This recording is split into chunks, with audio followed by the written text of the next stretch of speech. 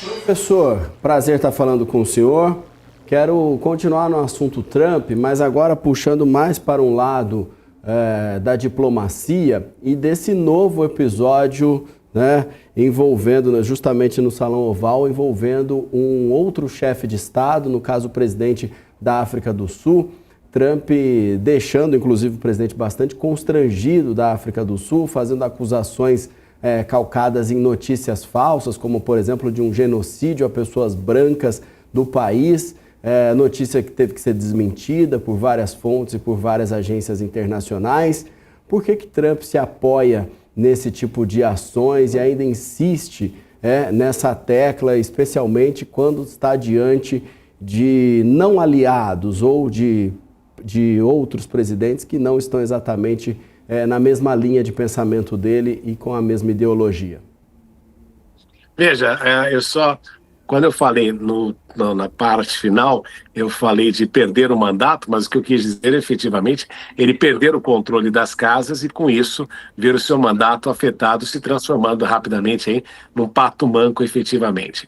Agora, a cena ali com Zelensky é até compreensível que ele tivesse ali colocando o Zelensky numa situação, porque o que nós vimos ali é que o Zelensky estava se comportando de uma maneira aquém do nível de respeito que precisa ter no Salão Oval.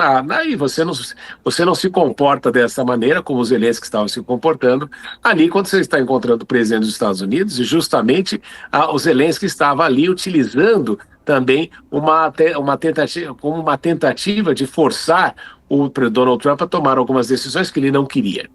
Agora, o Cyril Ramaphosa, que é o presidente da África do Sul, que é parte do BRICS, também enfrenta uma situação difícil, porque Trump tem aí, de alguma forma, sido muito contrário ao BRICS e aproveitou aquele momento para, talvez a pedido do Elon Musk, fazer aí com que o presidente Ramaphosa passasse por uma vergonha internacional e tomasse uma medida mais séria naquilo que vem acontecendo. E é interessante que Donald Trump usa ali o termo genocídio.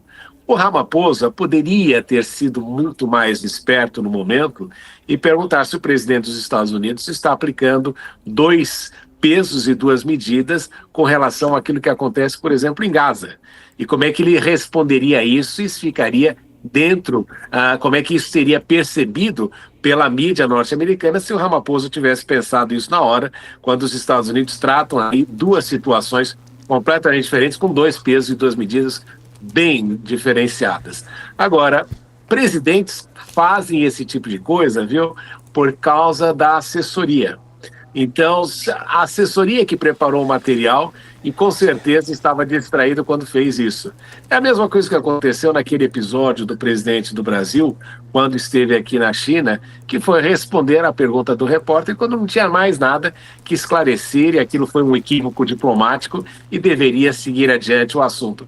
Então, o que nós notamos é que mesmo no país que é o principal país do sistema internacional, a assessoria do presidente também pode ser ruim, e é isso que nós temos observado. Agora, que Trump não deve ser uma pessoa fácil de lidar, não deve ser, mas ali é um erro muito crasso. Então nós não sabemos se o assessor queria criar este embaraço para Trump ou foi justamente por falta de competência.